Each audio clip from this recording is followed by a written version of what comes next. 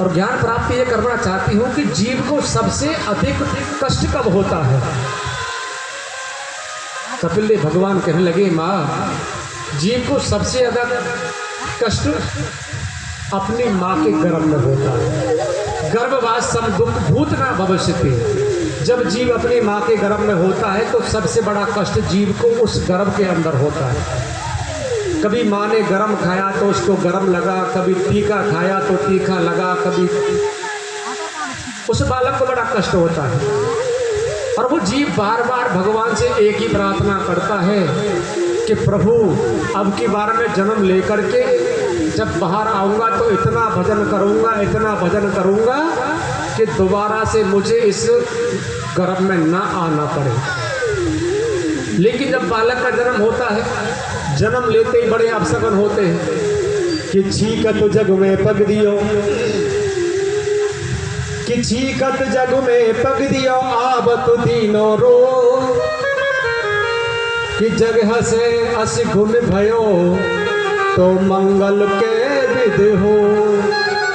अभी हम अपने घर से बाहर जा रहे हैं और सामने से कोई छींक जाए तो हम क्या कहते हैं कि भाई सामने की छींक है, और छींक सामने की अच्छी नहीं होती, बुरी होती है।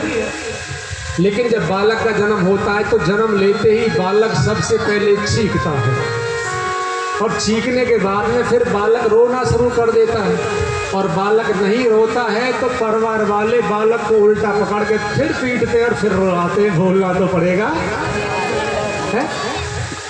तो बताओ कि पहले तो छींक हुई और छींक के बाद में फिर रोना शुरू हो गया, तो बताओ फिर ये मंगल किस प्रकार हो सकता है। लेकिन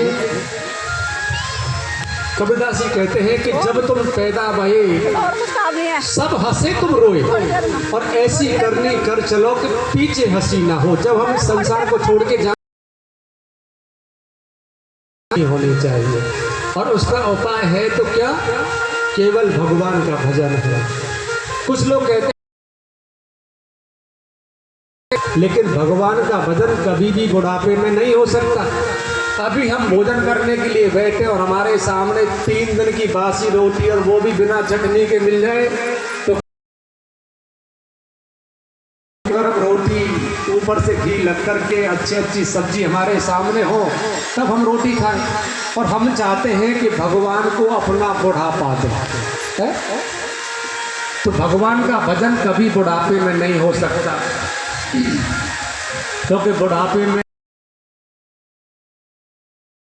टोटे हो जाओगे, गूंगे हो जाओगे, तो भगवान का भजन किस प्रकार से कर पाओगे।